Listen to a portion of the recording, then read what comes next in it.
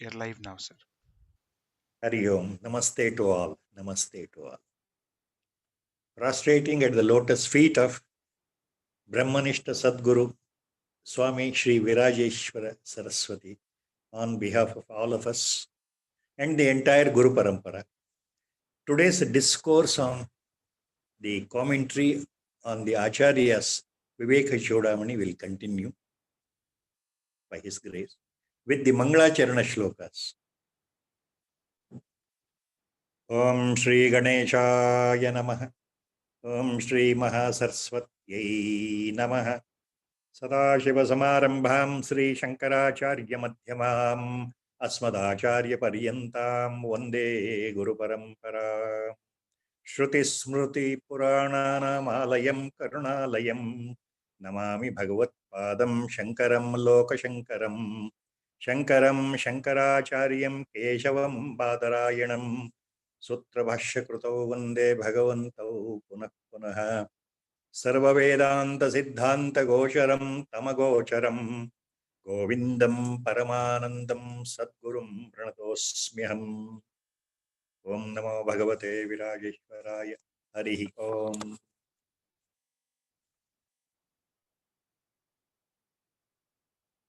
All these times, in the last two discourses, I think, Acharya Shankara Bhagavad Pada is explaining in detail about the Manomaya Kosha, which is nothing but Anatma once again, not the real self.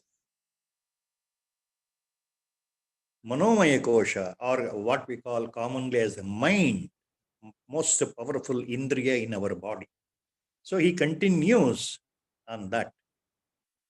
How this mind, one of the important part of our antakarana, controls all our actions. It decides everything and it binds us to this samsara, to this world of birth, death and rebirth. So he continues on that. Adhyasa dosha purushasya samsruti adhyasa bandhast amunaiva kalpitah rajastamo doshavato avivekino janmadi dukkasya nidanametat. Adhyasa doshat purushasya samsruti adhyasa bandhastava amunaiva kalpitah rajastamo doshavato avivekino janmadi dukkhasya nidanametat. In this verse, that is verse number 179, we are commencing today the Vyakhyana or the explanation on the commentary. This is verse number 179. In this verse, the last two lines are the most important key phrases, are the key words. What is that? Rajastamaha doshavataha avivekinaha. Rajastama doshavataha avivekina janmadi dukkasya nidanam. Etat. Etat andre idu. Idu andre ee manassu. Ee manomaya kosha. Etat means this mind, this manas or manomaya kosha. Rajastamaha doshavataha avivekinaha janmadi dukkasya nidanam. That is a key phrase in the shloka. ರಜೋತಮೋ ಗುಣಗಳಿಂದ ಕೂಡಿರತಕ್ಕಂತಹ ಮೂಢ ಅಥವಾ ಅವಿವೇಕಿಯ ಸಂಸಾರಕ್ಕೆ ಆತನ ಜನ್ಮ, ಆತನ ಮರಣ, ಜನ್ಮದಿಂದ ಮರಣ ತನಕ ಇರತಕ್ಕಂಥ ಜೀವನದಲ್ಲಿ ಅನುಭವಿಸುವ ಸುಖ ದುಃಖಗಳಿಗೆ ಏತತ್ ಅಂದ್ರೆ ಈ ಮನಸ್ಸೇ, ನಿದಾನಂ ಅಂದ್ರೆ ಕಾರಣ, ಮುಖ್ಯ ಕಾರಣ. So the key phrase is ಏತತ್ ನಿದಾನಂ ಜನ್ಮಾದಿ ದುಃಖಸ್ಯ. Nidanam means root cause. Etat means this mind, manomaya kosha, root cause for janmadi dukkhasya. That is the key phrase. So, adhyasa doshat purushasya samsutihi adhyasa bandhastva amunaiva kalpitaha. Amunaiva andre this mind itself has created because of wrong identification with the body. Adhyasa means, in Vedanta, the word adhyasa, means superimposition, superimposing, wrong identifying, wrong identification.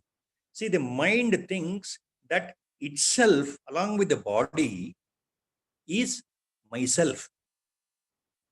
Mind identifies with the body that I am, aham, I am this.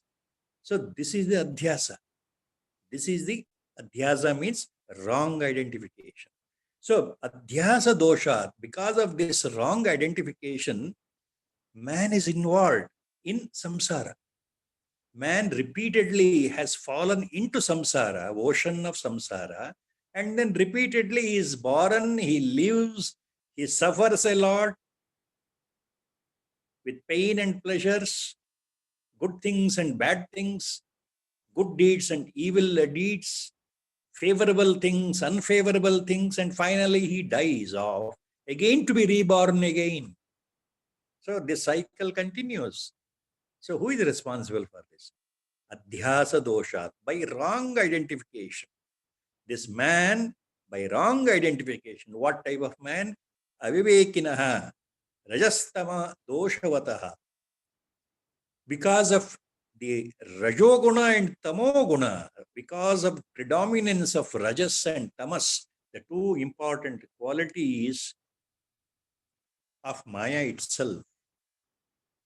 Everyone is influenced by rajoguna, super activity, or generally all types of activities. All types of actions are guided by rajoguna. Tamas, always deeply embedded ajnana, ignorance, avidya, laziness, inertness, jadatva, inert, always in the sleepy mode. So this raja and tama makes the person aviveki. So he becomes a deluded fool and he continuously falls into the samsara again and again, again and again. He continues to be in the samsara. This is because of wrong identification of the mind, which identifies itself with the body, physical body. I am this, I am this. Manassu, idu nanu anta ನಂಬಿರೋದ್ರಿಂದ ಯಾವುದನ್ನ ಈ ಶರೀರವೇ ನಾನು ಅಂತ ಮನಸ್ಸು ಹೇಳ್ತಾ ಇರೋದ್ರಿಂದ ಹುಟ್ಟಿನಿಂದ ಸಾವಿನ ತನಕ ನಾನು ಅಂದ್ರೆ ಶರೀರ ಅಂತ ಮನಸ್ಸು ಬಲವಾಗಿ ಹೇಳ್ತಾ ಇರೋದ್ರಿಂದ ಅದು ಅಧ್ಯಾಸಕ್ಕೆ ಕಾರಣ. ಅದು ನಿಜವಲ್ಲದ ವಸ್ತುವನ್ನು ನಿಜ ಅಂತ ತಿಳ್ಕೊಳ್ಳೋದು ಅಧ್ಯಾಸ, ತಪ್ಪು ತಿಳುವಳಿಕೆ, ಅದಕ್ಕೆ ಮನಸ್ಸು ಕಾರಣ. Then he continues, Acharya continues, Ata prahurmano avidyam pandita tattvadarshinaha yenaiva bhramyate vishvam vayuneva bhramandalam. Ataha prahurmano avidyam pandita tattvadarshinaha yenaiva bhramyate vishvam vayuneva bhramandalam. Yenaiva bhramyate vishvam. Vayuneva abhramandalam. Vayuneva abhramandalam. Vayuna abhramandalam iva, if you split correct. So Acharya is giving an example here. What he says, Panditaha Tattvadarshinaha, two words. The same words are used in Bhagavad Gita by Lord for jnanis, for wise men, for realized saints, for enlightened masters, for the realized masters, for vivekis. All these words are there. Panditaha and Tattvadarshinaha, both are similar words. Panditaha Tattvadarshina means they are the realized, real knowers of truth. In Gita also the same words are there. Acharya is using the same words here. Panditaha Tattvadarshinaha ataha mano avidyam prahuhu. So Acharya says here, even the people, the knowers of the truth, ತಿಳಿದವರು, ಜ್ಞಾನಿಗಳು, ಪಂಡಿತರು, ತತ್ವದರ್ಶಿಗಳು, ಸಮದರ್ಶಿಗಳು, even they say that manah avidyam. So the realized people know and they say that the mind itself is avidya. In short, mind itself is avidya means it is covered by delusion of ignorance, ajnana. This mind itself is a non-entity. It itself generates and creates all types of actions in our body. It gives order and the body performs. And the mind itself is responsible for all your sorrow and grief and suffering and worry and tension, etc., etc., in our life. So mind itself is avidya. Jnanis say like that. And Acharya gives the example to substantiate this point. Yenaiva brahmyate vishwam vayuna iva abhramandalam. Just like the vayu, the air, the wind blows throughout the globe, throughout this jagat, the wind completely covers by its force. Just like the wind blows throughout the world, influences the entire jagat, abhramandalam, jagat. Just like that, ena iva brahmyate vishwam, the same mind also dilutes the world. World means the human mind. Dilutes the world means the entire human mind or the mind of the humanity at the samashti level, at the collective level, the minds of every individual put together, it will delude everyone. It will make him to believe that he is the body himself. So the mind projects, because of the influence of Maya, Avarana and Vikshepa Shakti, mind projects itself in such a way, because of the influence of Rajoguna and Tamoguna put together, it will make him to believe that he is the body. He is the physical body. So that's why always the common word in Vedanta, in English literature used is, when they say body, they mean body-mind complex. Because antakarana, the mind, is part of the body itself.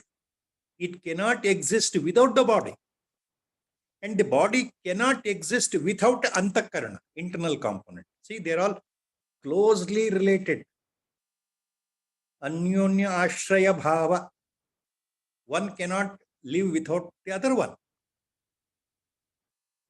So that's the point here. So the wise men, that is why they declare, look, the mind itself is a root cause for ajnana. So mind itself is avidya. At the individual level, avidya means ajnana. Avidya means maya. Avidya means ajnana or maya at individual level. So Acharya continues, तन्मनः शोधनं कार्यं प्रयत्नेन मुमुक्षुणा विशुद्धे सति चेतस्मिन् मुक्तिः करफलायते. तन्मनः शोधनं कार्यं प्रयत्नेन मुमुक्षुणा विशुद्धे सति चैतस्मिन् मुक्तिः करफलायते. मुक्तिः करफलायते. Liberation, salvation, realization appears spotlessly like a clear visible fruit in your hand. Mukti karaphalayate. Karaphalayate means the enlightenment appears so clearly, it happens so beautifully, it is just like clearly visible fruit in your hand. In your hand, in your hasta, clearly visible fruit. Mukti karaphalayate means.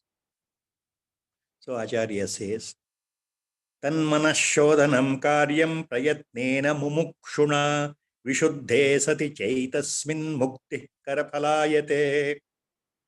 ಆದ್ರಿಂದ ಮುಮುಕ್ಷ ಆದವನು ಚಿತ್ತಶುದ್ಧಿ ಮನಃಶುದ್ಧಿಗೋಸ್ಕರ ಪ್ರಯತ್ನ ಮಾಡಬೇಕು. The ಮುಮುಕ್ಷು, the spiritual aspirant in the path of sadhana, the highest spiritual aspirant with all seriousness should always strive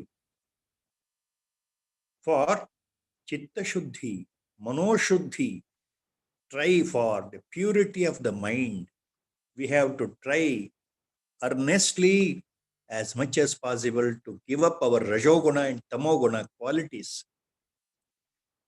We should try to give up all our kamya karmas. All the karmas what we do for our sake, expecting some result, we should give up. Everything is being done by God. My body is only an instrument. I am only at His hand. Offering ourselves to the God, we have to do our work without expecting specific results. That is karma yoga. So by doing that constantly, and then by meditating or by doing japa or by kirtana or by taking God's name repeatedly, the possibility of mind becoming purer and purer is always there. So the mind full of rajas and tamas and sattva starts losing the potency of rajoguna and tamoguna gradually. When we try तन्मनशोधनं कार्यं प्रयत्नेन मुमुक्षुणा तन्मनशोधनं कार्यं. So the man mumukshu should, ಜಿಜ್ಞಾಸು ಛಲದಿಂದ ತನ್ನ ಕರ್ತವ್ಯ ಏನು ಅಂತಂದ್ರೆ ಸಾಧನೆಯ ಮಾರ್ಗದಲ್ಲಿ ಆದಷ್ಟು ತನ್ನ ಆಸೆಗಳನ್ನ ಹತ್ತಿಕ್ಕಿ, ತನ್ನ ರಜೋಗುಣದ ಪ್ರಭಾವವನ್ನು ಹತ್ತಿಕ್ಕೋದಾಗ್ಲಿ, ತಮೋಗುಣ ಆಲಸ್ಯವನ್ನ ಅಜ್ಞಾನವನ್ನ ತೊಡ್ಕೊಳ್ಳೋದಕ್ಕಾಗ್ಲಿ ಪ್ರಯತ್ನ ಮಾಡ್ತಾ ಇರಲೇಬೇಕು. Then Acharya says, Vishuddhe sati chaitasmin. Vishuddhe sati chet asmin. Only when Vishuddhe sati san, when your mind becomes really pure, when your mind becomes Vishuddha Sattva, when your Rajoguna almost becomes zero, your innate Rajoguna tendencies go away. When your Tamoguna tendencies, born impressions from the previous birth, controlling your mind, when they go away, means we have to give up forcibly all our negative tendencies. We have to give up Raga and Dvesha first of all. We have to give up Kama and Krodha first of all. That's what. So when Rajoguna and Tamoguna, when they become subsided, when they almost reach the zero level, then Sattva only remains, predominates in the mind, Acharya says. Vishuddhe sati chaitasmin, when the mind really becomes Vishuddha Sattva, it becomes pure and pure, then only by the grace of God understood, muktihi karaphalayate. Realization happens automatically. Mukti karaphalayate. Manassu shuddhavadaga, parashuddhavadaga, ವಿಶುದ್ಧ ಸತ್ವಗುಣ ಉಂಟಾದಾಗ, ಸತ್ವಗುಣದಲ್ಲಿರೋ ರಜೋಗುಣ ತಮೋಗುಣ ಕಲ್ಮಶಗಳೆಲ್ಲ ದೂರ ಆದಾಗ ನಮ್ಮ ಸತ್ವಗುಣ ಪ್ರಧಾರಿತ ಮನಸ್ಸು ವಿಶುದ್ಧ ಸತ್ವಕ್ಕೆ ಏರಿದಾಗ ಮುಕ್ತಿ ಎನ್ನುವುದು ಕೈನಲ್ಲಿರೋ ಅಂಗೈನಲ್ಲಿರೋ ಹಣ್ಣಿನ ಹಾಗೆ ಎದ್ದು ಕಾಣುತ್ತೆ. ಮುಕ್ತಿ ಕರಫಲಾಯತೆ. So what Acharya is hinting by taking the example of the fruit in hand, you can see the fruit in your hand very clearly. By looking at your hand, you can see the fruit here. So he is giving this example. You become automatically qualified by the grace of Sadguru or Lord God.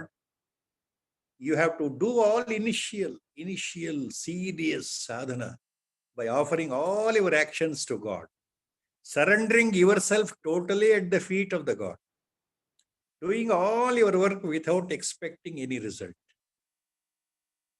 without expecting any result. If I do this, it's very good for me. If I do that, it is very, very good for my wife. If I do this, very good for my children. See, not even a single expectation.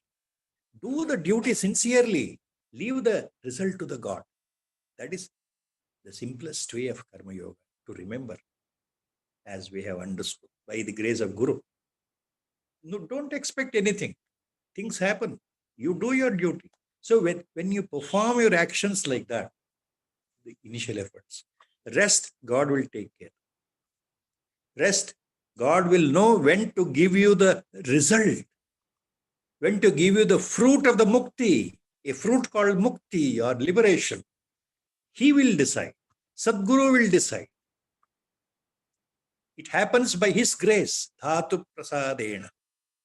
Only by the grace of the Lord or Sadguru or God, the ultimate happens. You will experience directly the grace of the God in this birth itself. Mukti karaphalayate. I remember why here very insightful point to remember. In the Vyakhyana it comes. Acharya is hinting here, the one simple example happened earlier, as it is recorded in the life history of Acharya Shankara Bhagavatpada by Vidyaranya Muni in the book called Madhaviya Shankara Vijaya, the authenticated book, reverentially followed by Sringeri Sharada Peetham. In the worldwide, it has its own importance. This book in Sanskritam, Madhaviya Shankara Vijaya, deals with the life history of Acharya Shankara Bhagavatpada himself. Written by the sage Vidyaranya Muni. That was in 13th century, end of 13th century. So there in the 12th sarga, the chapter, the point, one relevant point comes in. When Acharya, along with his Shishyas, disciples, already he had procured Padmapadacharya as one of his principal disciples. He had already procured Sureshwaracharya as one of his principal disciples. And along with other people, he was moving down in the state of Karnataka.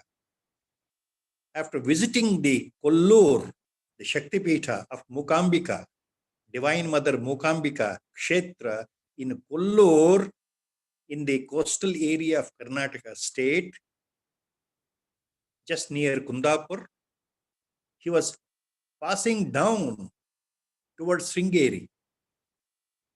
When Acharya with his disciples passing down in the coastal belt of the Karnataka region, he stops at a particular Agraharam, a small place called Sri Bali at that time, 1200 years before it is written as, he stops at a very small village full of ascetic people, full of Rutvik people, full of Sanskrit scholars, full of Shastrajñas, full of Veda, Parayana Nishtha people. Sri Bali is the name of the small village. Now, the same village, now it is called as Shivalli in the vernacular language. Now it is named as the village called Shivalli. Earlier it was called Sri Bali Agrahara. So when he passes there, he rests in the village. One Vedic poorest of the poor Brahmin fellow by name Prabhakara Bhatta comes and prostrates at the feet of the Acharya Shankara Bhagavatpada along with his son, who is 13-year-old. And this Brahmin Prabhakara Bhatta tells Acharya with the folded hands that my son is age-wise 13 years old. But right from the birth, he is deaf and dumb. He doesn't speak. He doesn't talk. He is lazy. He doesn't go out anywhere. He doesn't do anything. If anybody gives him food, he will eat. Otherwise, he will be sleeping on the floor itself. He is not doing any work. He is totally inert, totally jada. Being a Brahmin boy, I could not do anything with him. What to do? He is deaf and dumb, mentally retarded. What to do? Acharya, help me. See that the boy is becoming normal by your grace. Acharya looks at the boy. And see, the Madhaviya Shankara Vijaya continues this story. And he asks him, it's all in Sanskritam. He asks him, what is the matter with you, boy? Why are you keeping silent? Why are you deaf and dumb? Why you are not talking? From where you have come? What is your name? What is it you want to do in life? These questions. That 13-year-old boy who had not spoken hither so far immediately prostrates at the feet of the Acharya Shankara Bhagavatpada completely, Dandavat Pranam. He gets up with a folded hand and starts talking in Shuddha Sanskritam, verse after verse, verse after verse. 12 shlokas he recites, and they are now known as the famous 12 shlokas of Hastamalaka Stotra, as it is called now. And he simply says, the boy with the folded hands to the Acharya, to the dismay of the father, Prabhakara Bhatta, and onlookers, he simply says first time, holding with the folded hands. He says, see, what is written in Madhaviya Shankara Vijaya is in the words of Swami Vidyaranya. Actually, what the boy said was, Bhagavan, you are asking me, who am I? From where I have come? What is my name? What I am doing? Where I want to go? All these questions. But what answer I can give you? I am beyond the varnas. I am beyond the ashramas. I am neither a brahmachari, nor a grahastha, nor a vanaprastha, nor a sannyasi. I am neither a man, nor a woman, nor a child. Neither I am sukhi, nor I am dukhi. Neither I am a Brahmin, nor a Vaishya, nor a Shudra, or Kshatriya. I am beyond all these things. I am not even this body. This body is jada. This is inert. I am not this mind. I am Shuddha Buddha Mukta Atmaswarapa Purnoham. I am only Tat. I am that.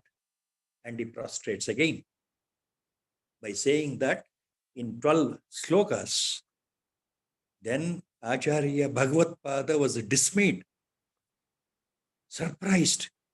He turns toward the father of the boy, to the father, Prabhakara Bhatta. And Acharya tells him, look, this boy whom you thought deaf and dumb, very inert, totally nishkriya,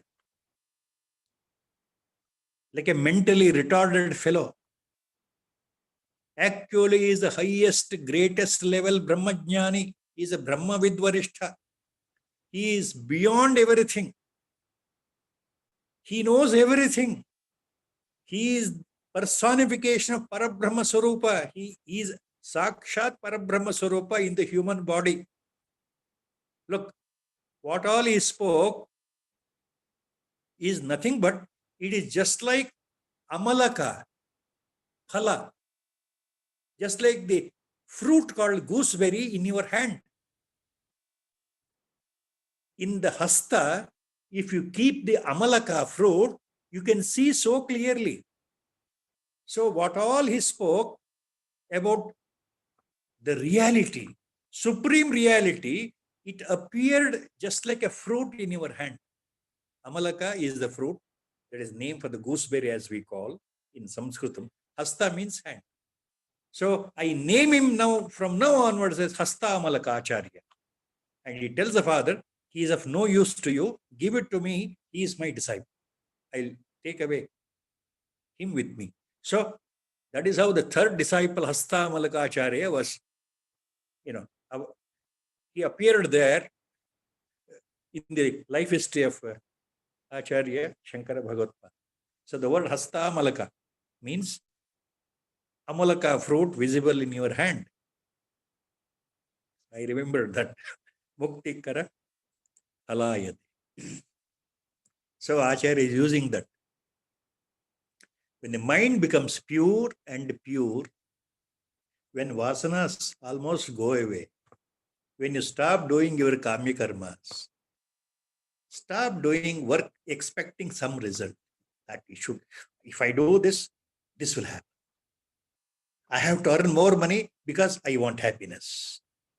I have to earn more money because my children can lead very wonderful life. God knows whether they lead wonderful life or not. Nobody knows. The person thinks, look at the personalities, famous personalities, celebrities, how much money they are making by hook or crook in their lifetime. You know yourself. Look at the world. Look at our country. Look at all the politicians. Look at all famous people. Crores and crores and crores and crores and crores of black money they are generating, thinking that the money will help them, thinking that this money will put their children, grandchildren in the pedestal of heaven itself. Look at the folly. They don't know the truth. The more they indulge in nefarious evil karmas, the same evil karmas will come back to them boomerang, and they have to reap the most horrible fruits in their next hundreds of generations. They don't know that. They don't know that. Okay, we have digressed a lot. Acharya continues.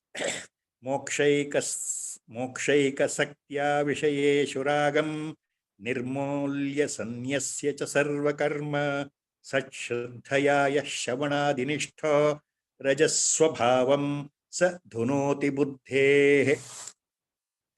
Mokshaika saktya vishayeshu ragam nirmolya sanyasya cha sarvakarma satshraddhaya yashavanadinishto rajasvabhavam sa dhunoti buddhe.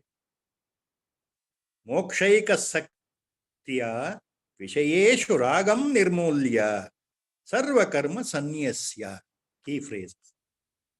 ಎಲ್ಲ ಕರ್ಮಗಳನ್ನ ಅಪೇಕ್ಷಿತವಾದಂತಹ ಕಾಮ್ಯ ಕರ್ಮಗಳು, ಇಚ್ಛೆಯಿಂದ, ಆಸೆಯಿಂದ, ಫಲಾಸಕ್ತಿಯಿಂದ ಮಾಡೋ ಎಲ್ಲಾ ಕರ್ಮಗಳನ್ನ ಬಿಟ್ಟು ಮೋಕ್ಷವನ್ನು ಹೊಂದಬೇಕು ಆಸೆ ಇಟ್ಕೊಂಡು ವಿಷಯಗಳಲ್ಲಿರ್ತಕ್ಕಂಥ ರಾಗ ಮೋಹ ವ್ಯಾಮೋಹವನ್ನು ಬಿಟ್ರೆ ಮನಸ್ಸು ಶ್ರದ್ಧೆಯಿಂದ ಸದ್ಗುರುವಿನ ದರ್ಶನ, ಶ್ರವಣದಿಂದ ಮನನ, ಈ ಕ್ರಿಯೆಗಳಲ್ಲಿ ಮನಸ್ಸು ತೊಡಗಿದರೆ ಆಗ ರಜಸ್ವಭಾವಂ ಸ ದುನೋತಿ ಬುದ್ಧಿ.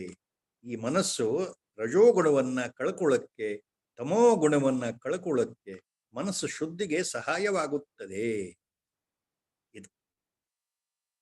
So what he means here ಆಚಾರ್ಯ, ಮೋಕ್ಷೈಕ ಸತ್ಯ ವಿಷಯೇಶು ರಾಗಂ ನಿರ್ಮೂಲ್ಯ ಸನ್ಯಸ್ಯ ಚ ಸರ್ವಕರ್ಮ ಸಚ್ಶ್ರದ್ಧಯಾಯ ಶ್ರವಣಾದಿನಿಷ್ಠೋ ರಜಸ್ವಭಾವಂ ಸುಧುನೋತಿ ಬುದ್ಧೇ. See, by dedication, effort and concentration and conviction, if a mumukshu, jijnasu gets rid of all his attachments, cuts down his raga and dvesha, his attachments, does the work without expecting anything, if he involves in karma yoga himself, renounces all his actions, means all kamya karmas.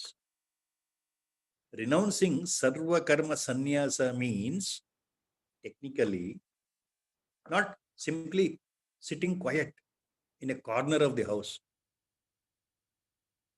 We have to do certain karmas. We cannot remain without karma at all. So sarva karma sannyasya means doing the work, karma, or the deeds or the actions,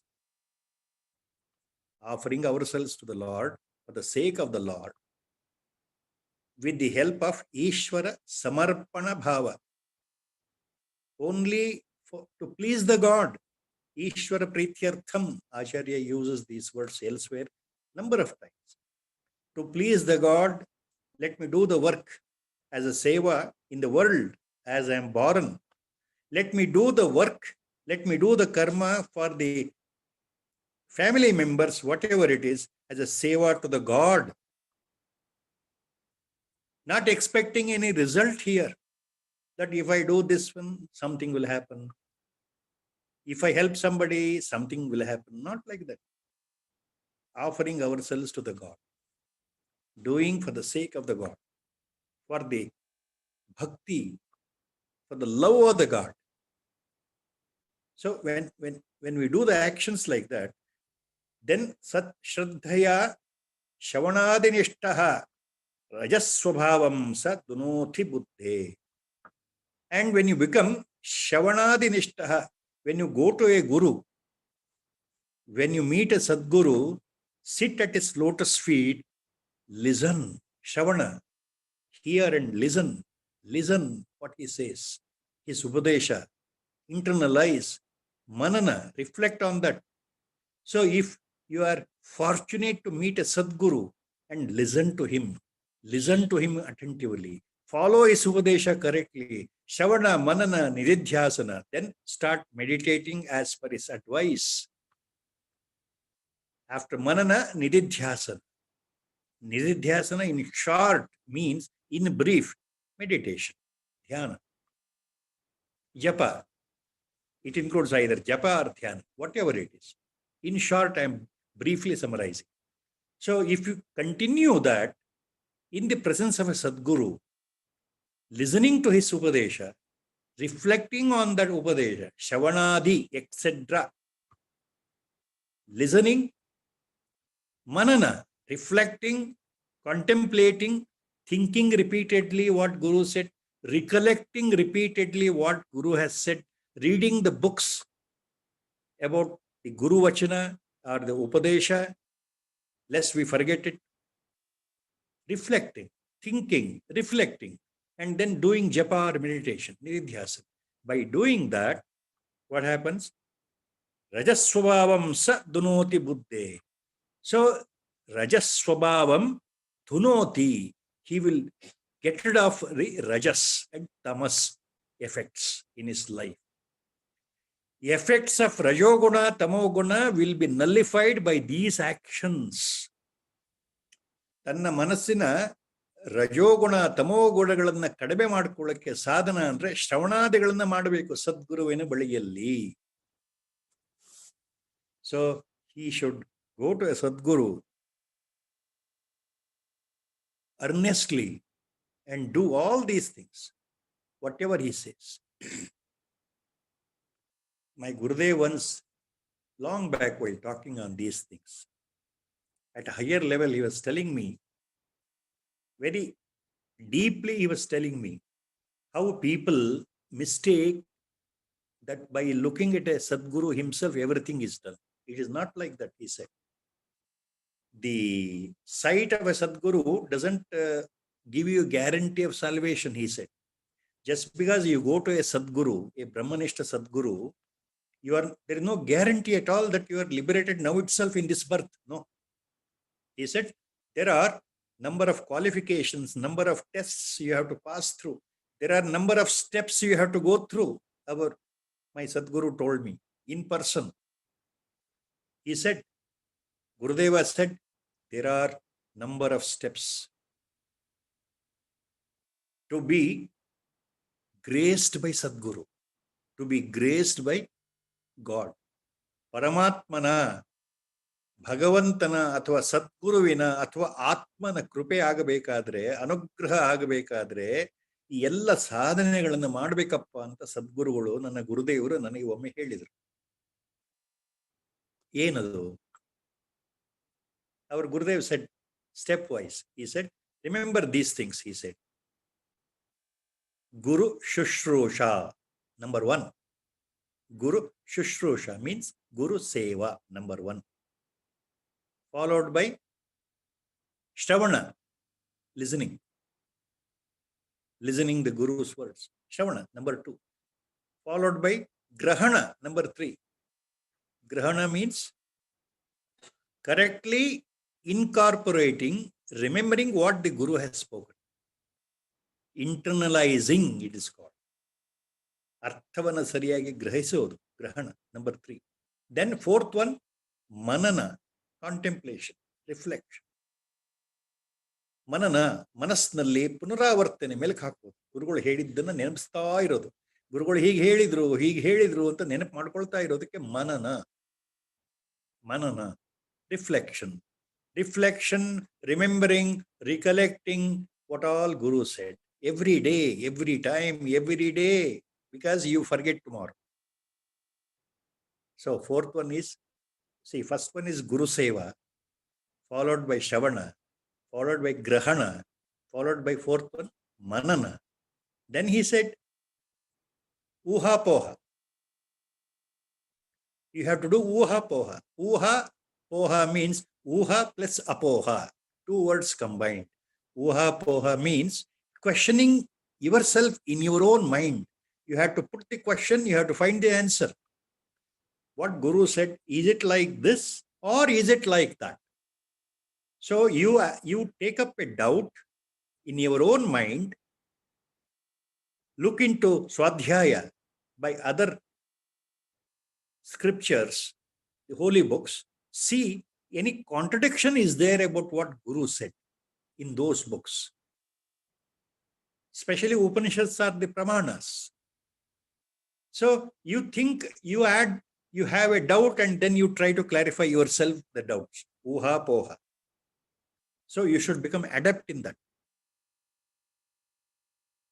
That is the 5th one, I think. Then Dharana. Dharana means retaining the ultimate point, what Guru said. After Manana and Uha Poha, reflection and then contemplation and then rethinking, trying to clarify whatever doubts are there in our mind by ourselves, by deep analysis. Then Dharana. Dharana also means, Gurudev said, Dhyana. Other word for Dharana, he said, Dhyana. Constant meditation. All these steps you have to do as a personal efforts. It is in your hand, he said. Up to Dhyana or Dharana, it is in your hand. It is a personal effort, sincerely to be done. Then next 2 are not in your hand, he said. The next 2 steps are in the hands of Sadguru or God. What are the next 2 last steps? Padartha Jnana and final one, Atma Darshana. Tattva Darshana, other words. Gurudev used these words. So finally, Padartha Jnana happens by the grace of Lord or Sadguru. Padartha Jnana means you are almost realized. You are almost 99.99999% you can call. You are almost realized. You are just one step behind realization. So God graces, Sadguru graces. He makes you fit to receive the final beatitude of self-knowledge. So Padartha Jnana will occur in the mind. All the doubts will go away. All the doubts are carried off. No more doubts. No more doubts. No more spiritual doubts. That is Padartha Jnana. You are almost a Jnani. Almost. And finally, Atma Darshana, Tattva Darshana. The very next stage, which happens in a flash of a second, is Atma Darshana or Tattva Darshana. You become realized. So these are the steps Guru said.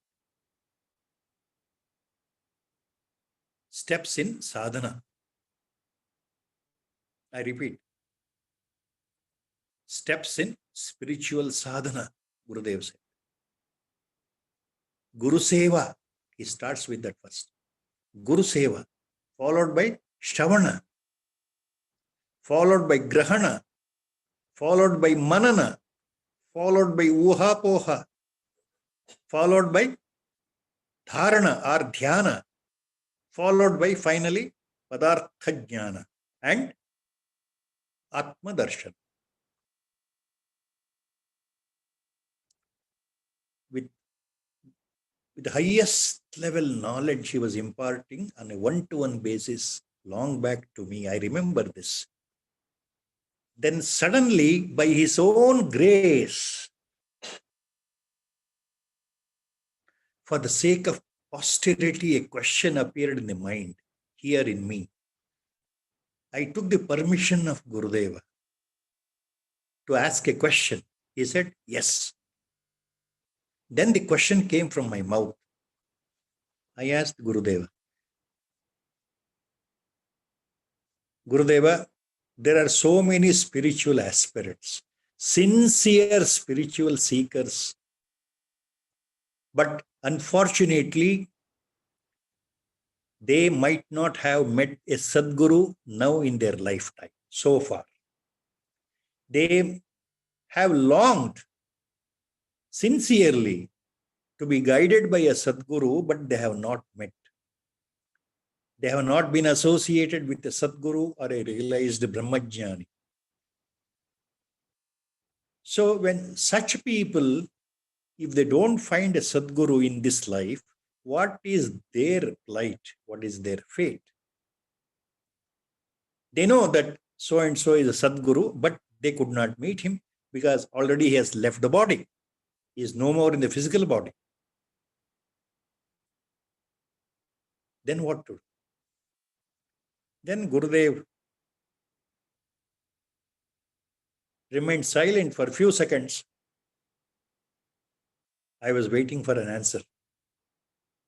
Then Gurudev said,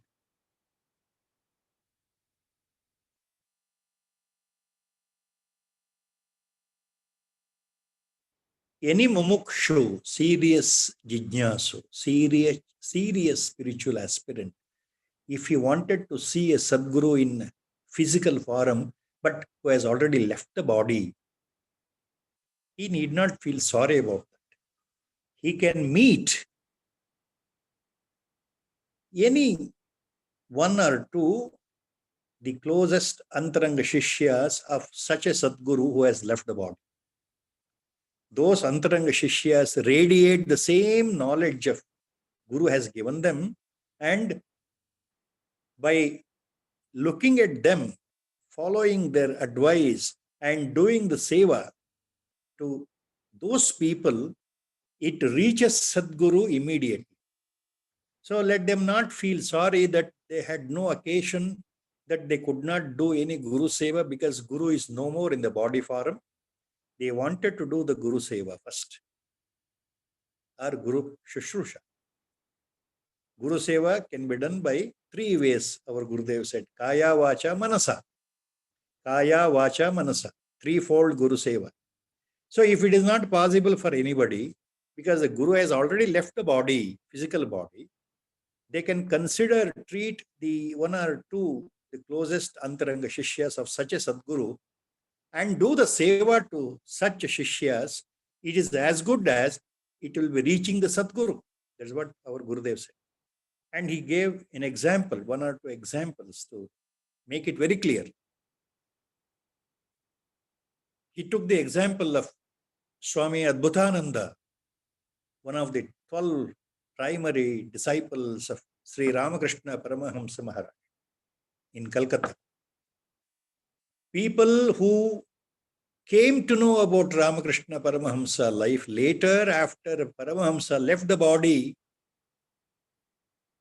they were astonished. They were feeling sorry that they could not see him when he was alive. When some of them came to Swami Adbhutananda, they saw Ramakrishna Paramahamsa in Swami Adbhutananda himself. Remember, Swami Adbhutananda was an illiterate person. He was earlier known as a Latu,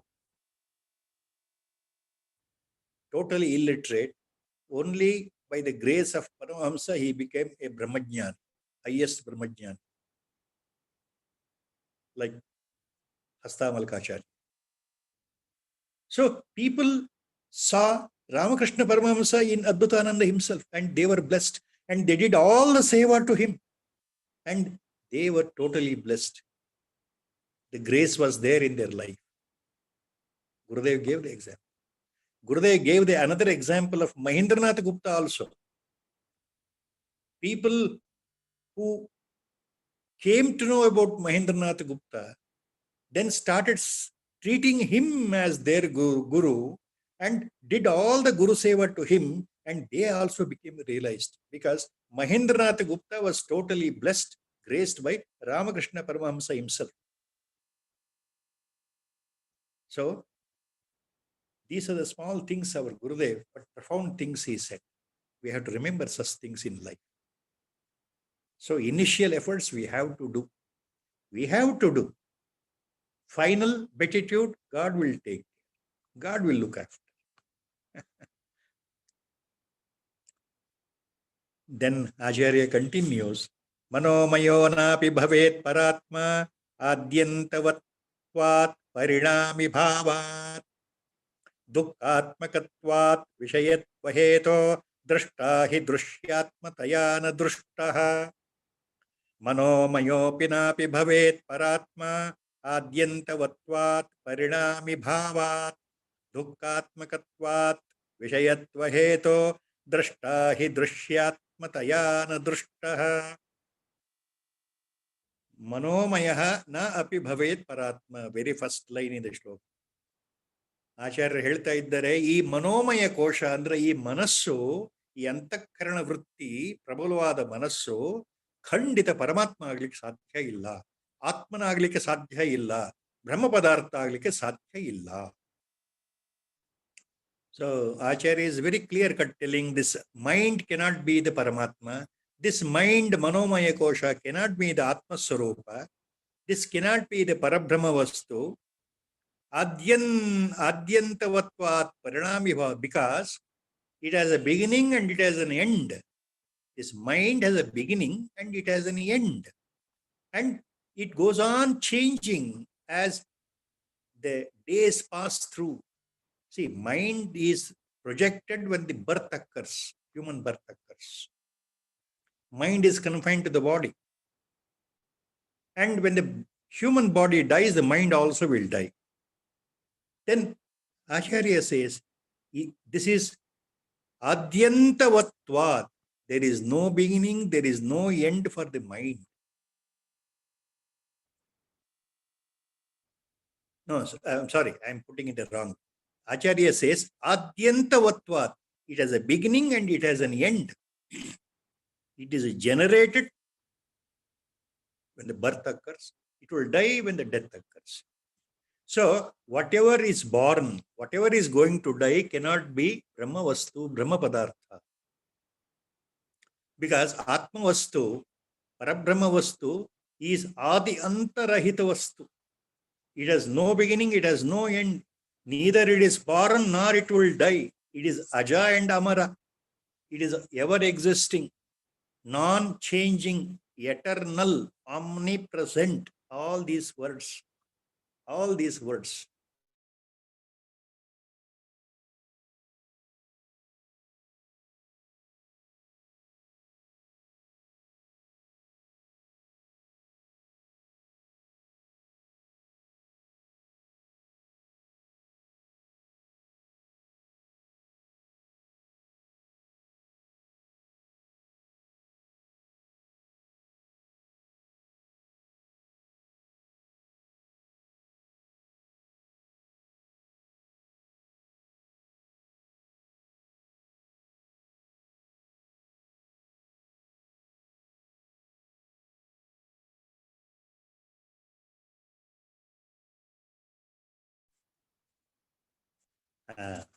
There was some disturbance, I think.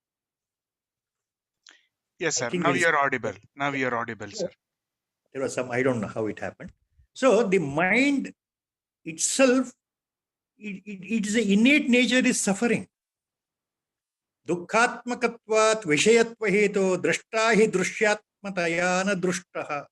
Mind, its innate nature is always suffering, worrying, fearing about the future consequences. What will happen tomorrow? What will happen next year? What will happen next month? So the very nature of the mind is fickleness. ಮನಸ್ಸಿನ ಮೂಲ ಅಥವಾ ಮನಸ್ಸಿನ ರೀತಿ, ಮನಸ್ಸಿನ ಗುಣಲಕ್ಷಣ ಏನು ಅಂದ್ರೆ ಯಾವತ್ತಿದ್ರೂ ಚಂಚಲ ಸ್ವಭಾವ. ಇವತ್ತೇನಾಗುತ್ತೆ, ನಾಳೆ ಏನಾಗುತ್ತೆ, ಈ ರೀತಿ ಯೋಚನೆ, ತಳಮಳ, ಉದ್ವೇಗದಲ್ಲೇ ಮನಸ್ಸಿರೋದ್ರಿಂದ, ಮನಸ್ಸಿಗೆ ಆದಿ ಅಂತ್ಯ ಇರೋದ್ರಿಂದ, ದೇಹ ಹುಟ್ಟಿದಾಗ ಮನಸ್ಸು ಹುಟ್ಟಿದೆ, ದೇಹ ಹೋದ್ಮೇಲೆ ಮನಸ್ಸು ಹೋಯ್ತಲ್ವಾ, ಅದಕ್ಕೆ ಆದಿ ಇದೆ, ಅಂತ್ಯ ಇದೆ. ಆದ್ರಿಂದ ಮನಸ್ಸು ಪರಮಾತ್ಮನಾಗ್ಲಿಕ್ಕೆ ಸಾಧ್ಯ ಇಲ್ಲ. So by it's very nature it is an object, it is an ಇಂದ್ರಿಯ, ಇಟ್ ಇಸ್ ಅಂತಃಕರಣ, it is internal component. So when it is an object as a component, as an indriya, when the mind itself is an object, how it can become subject? See, the last line of the shloka, drashta hi drishyatmatayana drushtah, means the seer. If I see a flower, if I see for example, a rose flower in front of me, please remember, this is an important point here. When I look at a rose flower in my hand, I look at the flower and I believe and I think and I say, this is a rose flower. Who is saying that it is a rose flower? The flower is not saying, it is only an object in my hand. I am saying by my words, I am conveying, I am saying that this is a rose flower. So I am the seer. I am the drishta. I am the drishta. I am the seer. And the flower in the hand is drushya, object. So I am the drishta. The flower is not drishta. So mind is an object. It cannot be drishta. Mind cannot be the seer. That is the point. I hope I have made little bit clear. Drishta hi drishyatmataya na drishtah. So the seer cannot be the object cannot be the seer. Drishya cannot be drishta, drishta cannot be the drishya. So mind as an object cannot be Paramatma Swarupa or Atma Swarupa or Brahma Vastu. So mind is seen as an object. So hence it cannot be Atman. It is also Jada, inert. It has identified itself with the body, that's all. It is mithya, unreal, ultimately. Asatya, asat. So by this Acharya concludes this Manomaya Kosha, the discourse on this potent mind factor. Because mind is so important, so he took so many verses to convey the feeling about the mind. So this is an important aspect we have to remember. And by the Sankalpa of Guru today, I think this is the 183rd shloka. We are stopping here. Next discourse, Vijnanamaya Kosha, we will commence. That is a discourse on Vijnanamaya Kosha. That is, Vijnanamaya Kosha means nothing but your buddhi, intellect, next step, higher than mind. It is also antakarana only, but higher than mind. We'll take up that in the next discourse. So with the Guru Sankalpa, I am stopping here with a short Rama bhajan.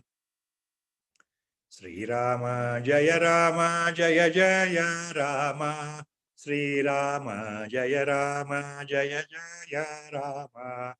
Sri Rama Jaya Rama Jaya Jaya Rama. Sri Rama Jaya Rama Jaya Jaya Rama. Hari Om Tat Sat Om Namo